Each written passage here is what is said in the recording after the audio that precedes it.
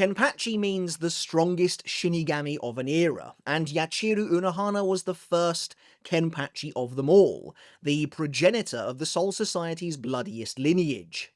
So then, with that in mind, how strong is Yachiru Unohana's Bankai of Blood, Minazuki? Unohana herself remains a genuine mystery, despite the Thousand Year Blood War arc bringing to light so much new information on the character, including the reveal of her Bankai. However, for the longest time we knew next to nothing about it, despite seeing the Bankai in action in her duel with Zaraki in the manga. It really was as much of an enigma as Unohana herself, the wraith-like captain wielding a sword made of blood, and well, that was about as far as it seemingly went.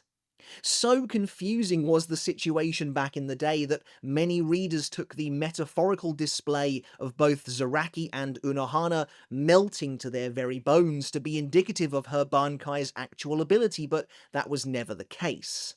Since then, the first core of the anime expanded on her Bankai a bit more, seemingly showcasing what it does and what it's capable of, but of course answers only beget further questions in this instance.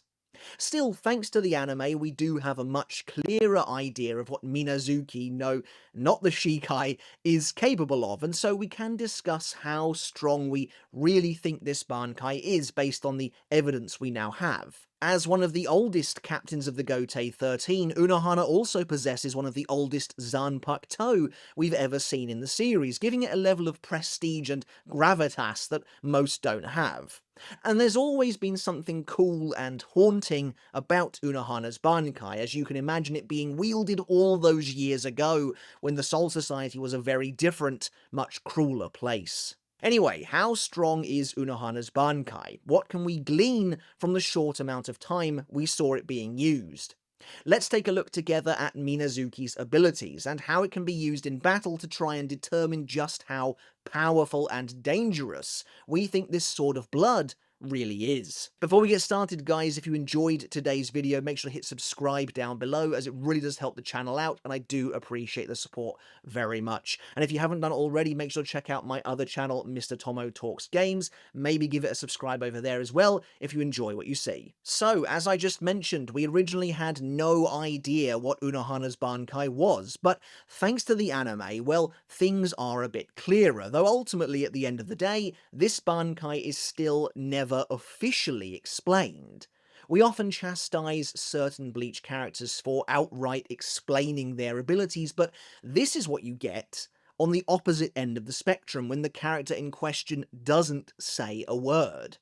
Interestingly, the Bankai's depiction between manga and anime is actually quite different, I think, and even crucially changes how the Bankai is used and can be used in battle. So, let's start with the manga. Unohana activates her Bankai Minazuki, meaning all things end, during her battle with Zaraki after he almost kills her with a devastating strike at the end of chapter 525. In the manga's version, in chapter 526, there isn't much in the way of fanfare here. Unohana simply activates her Bankai, and immediately on the next page, things are already underway. There's no real build-up here. Her Zanpakuto appears to have become liquid-like, perhaps even made entirely of blood as the blade turns to string between her hands, drooping and dripping onto the ground beneath her feet. Meanwhile, streams, waterfalls of blood rush down the page on either side of the captain, seemingly flooding the battlefield around her. Unohana then lifts her blade from this sea of blood, and the actual blade itself begins to harden and form from within the blood, and she lifts it to her face, her Zanpakuto now bubbling and coated in crimson, but a solidified blade all the same.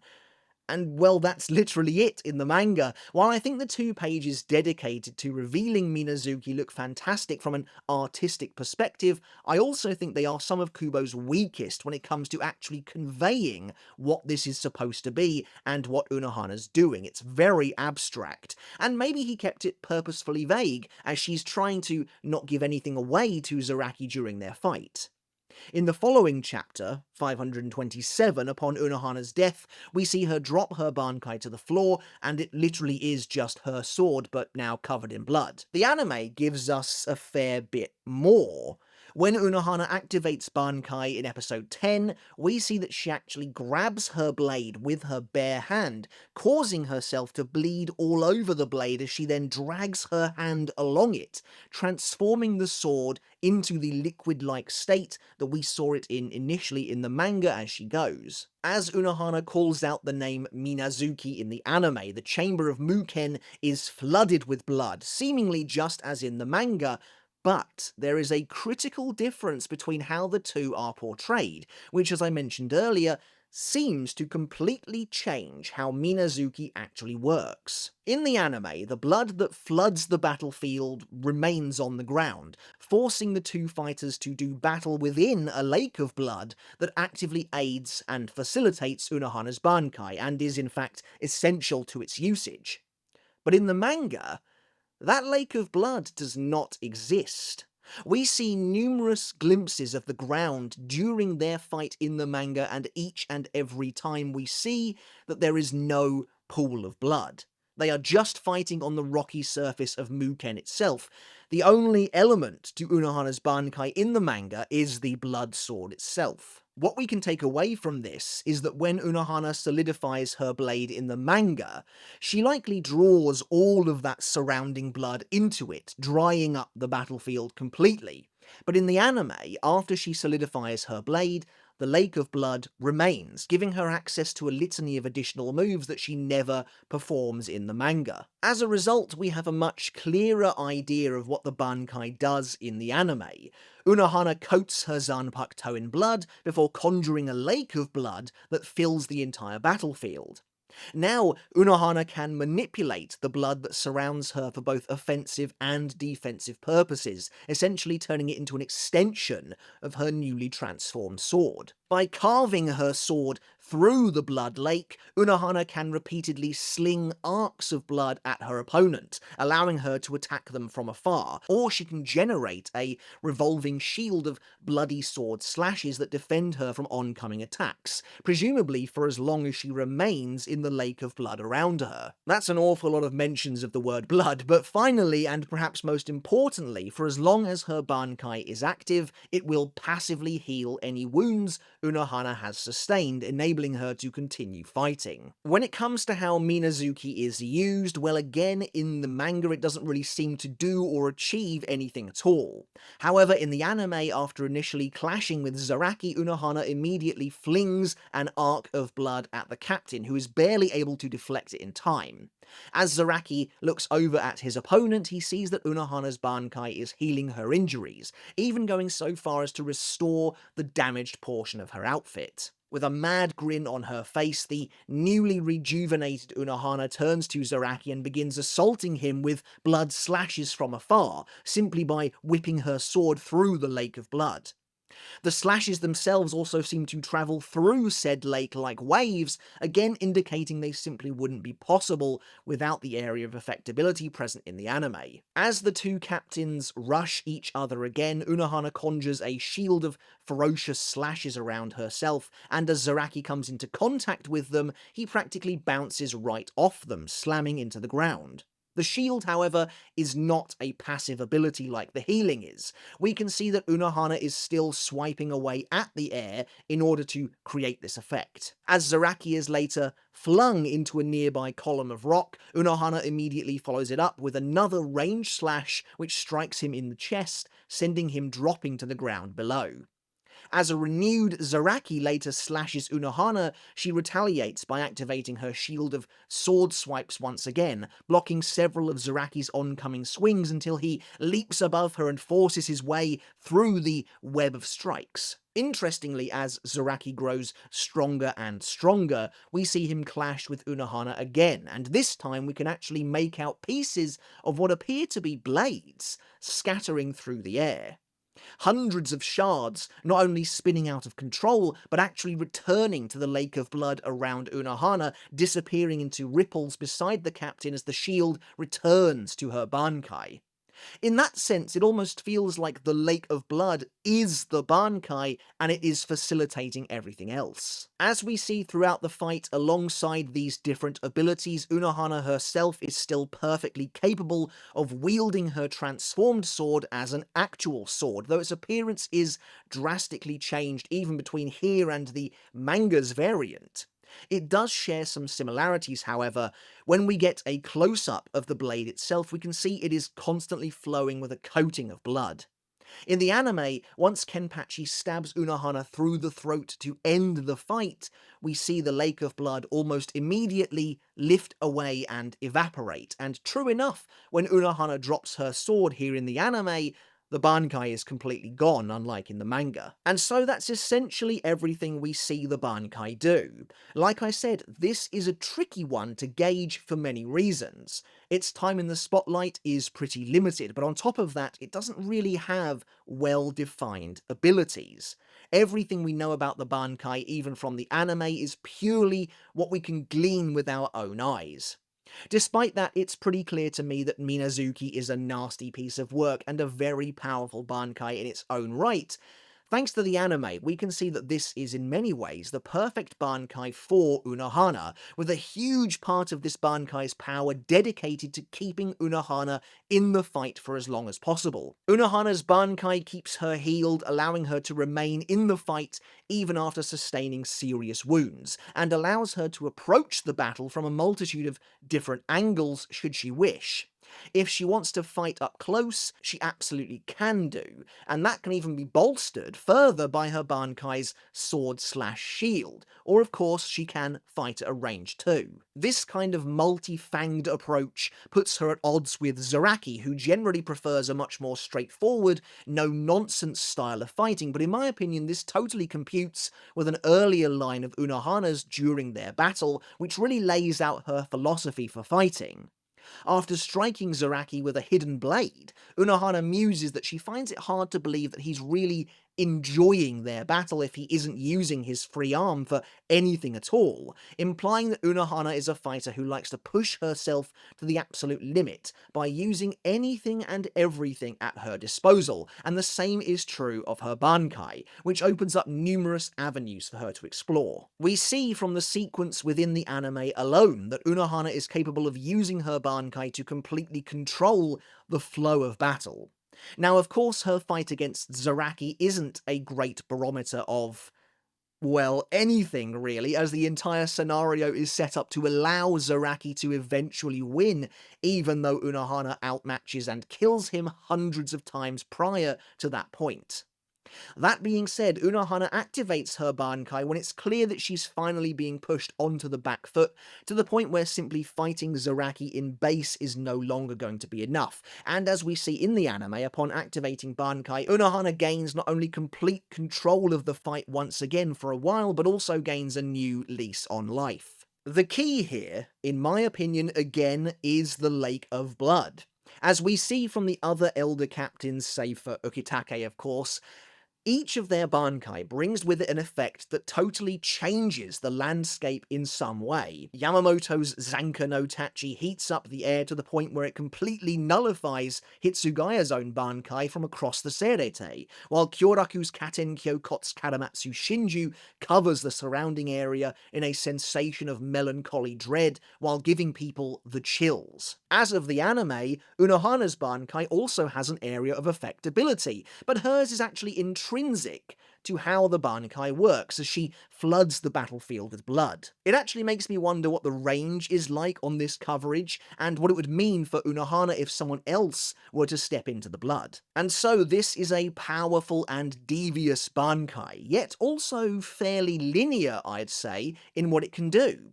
Its entire focus is on extending Unohana's swordplay capabilities, while also healing her continuously on the side, and so to that end, it really is just like Unohana herself. The focus on swordplay is really cool as well, seeing as that's what Yachiru Unohana was known for. In terms of overall power then, when using this Bankai, even going up against other Bankai in the series, It is hard to imagine that she wouldn't destroy most other captains, to be totally honest. Certainly, I find it hard to believe that the majority of the younger captains would stand a chance here. Let's start with Minazuki's defensive capabilities. If her sword/shield was capable of swatting Zaraki aside, with the captain practically bouncing off it initially, even though he had been powered up after unshackling himself to a degree and wasn't wearing an eye patch, then there aren't that many, I don't think anyway, with the power to be able to simply brute force their way through that defense. Of course, Unohana is a Kenpachi, so her Bankai favours her getting in her opponent's face and viciously savaging them, but this shield gives her the capability to do so. Then there's the Bankai's offensive capabilities, which at least from what I've seen are maybe the least impressive aspect, though still powerful all the same. While none of the sword slashes that Unohana slings at Kenpachi seem to do all that much damage, even when they score a direct hit, they're enough to knock him down and force him back, generating some distance between them, plus she's able to send a stream of them at her opponent one after the other, leading me to believe that she can likely fire off as many of them as she needs to, so long as she has her sword and the Lake of Blood. Ultimately, I don't think these individual slashes need to be that strong. They are simply a ranged option to add to Unohana's arsenal and to make it so that she can be active in the fight no matter where in the Lake of Blood she and her enemy find themselves. It kind of feels like the general idea behind Minazuki is that if you find yourself within the Lake of Blood, it means you're within Unohana's slashing range no matter what, which is a scary thought. And then there's perhaps the most vital aspect of the Bankai, its healing powers, an aspect that really separates this Bankai from most others while perfectly conveying not only the two sides to Unohana, but also her desire to drag fights out for as long as possible. The question is, how much can Unohana's Bankai actually heal? What are the limits of this power? Unfortunately, the anime does not go into much detail here. We see that Unohana heals several slashes with this power, and again it's passive, which is a huge boon to the Bankai, as it means that she can continue to fight without having to worry about healing herself, but the wounds we do see her heal I would say are mostly superficial. It's not like she gets her arm sliced off and the blood lake generates her a new one, for example. That being said, Unohana's Bankai doesn't save her once she's stabbed through the throat, perhaps unsurprisingly, unless of course she simply didn't want it to. Looking at Minazuki holistically like this, I don't think it is as far-reaching or impressive as the likes of the aforementioned Zanka no Tachi and Katenkyo Kotskaramatsu Shinju, both of which are two of the most devastating and powerful Bankai in the series. By comparison, Minazuki definitely feels a little understated, but it is perfect for the character nonetheless. It absolutely feels like a Bankai designed to make the most of Unohana's already incredible battle prowess, and that the likelihood is, if Unohana was already strong enough to overwhelm most of the other Shinigami within the Gotei 13, then their respective Bankai aren't going to make much difference either way. Any Bankai that conjures a domain like this inherently puts the wielder in charge of whatever battle they're taking part in. So, I guess my final question is, while Minazuki is clearly a very powerful Bankai, is it only really as powerful as Unohana herself? In this instance, the Bankai is really just there to facilitate and embolden her already amazing close-quarters swordplay skills. The Bankai gives her options, and so we have to ask, what are the limits of said options? How would Minazuki's shield stand up against the likes of Senbonzaka or Kageyoshi, for example? That would be an interesting little matchup, actually. Even if Unohana is shredded by Byakuya's Bankai in the course of the fight, as long as she is in the domain of her blood pool, I can't help but think her Bankai would simply heal those surface-level wounds with no issue whatsoever. That is, if Byakuya could even react fast enough to Unohana closing in on him in the first place. What happens if Unohana comes up against Hitsugaya, say? Would he be capable of freezing the Blood Lake with his own Daiguren Hyorinmaru, and if so, would that render the Bankai completely unusable? That's the thing with the anime additions for Minazuki. While incorporating the Blood Lake in such a way opens many doors for the Bankai, it also suddenly gives it a potentially glaring weakness to exploit. Well, at the end of the day, what makes a Bankai powerful, of course, varies between Shinigami, and every Bankai is strong in its own right. At the end of this video, I've come away thinking that Minazuki is extremely dangerous and perfect for Unohana, but it also feels more like an extension of what she's already achieving in battle anyway, rather than a total game changer. This isn't really a Bankai that you activate in order to swing the pendulum of battle one way or the other. This is a Bankai you activate to enhance your current fight and skills. That being said, it does cover all angles, offense, defense, and healing, giving Unohana a very dangerous weapon. So it's a tough one, because Minazuki is clearly strong, but again, Unohana herself at a base level is already massively skilled and powerful. As a standalone Bankai, were we to try and separate it from the character of Unohana, as difficult as that may be, Minazuki still comes off well in my opinion, plunging both the wielder and the opponent into a domain completely under its influence. It's absolutely not on the same level as the other Bankai of the Elder Captains, and in a sense it doesn't need to be because that's not how Unohana wants to fight in the first place. And in my opinion, Kyoraku's Bankai was clearly designed to emulate Yamamoto's as his father figure, while Unohana's Bankai stands on its own as the rogue element, reflective of a life drenched in bloodshed. Alright guys, but that's it for today's video. As always, I hope you enjoyed it, and I hope you took something of value away from it as well. Let me know down in the comments below, what do you think of Unohana's Bankai Minazuki? How powerful do you think Minazuki actually is as a Bankai, based on what we know thanks to the anime more specifically, but I guess both the manga and the anime. How strong do you think this Bankai really is, and how much of that strength is really down to Unohana herself?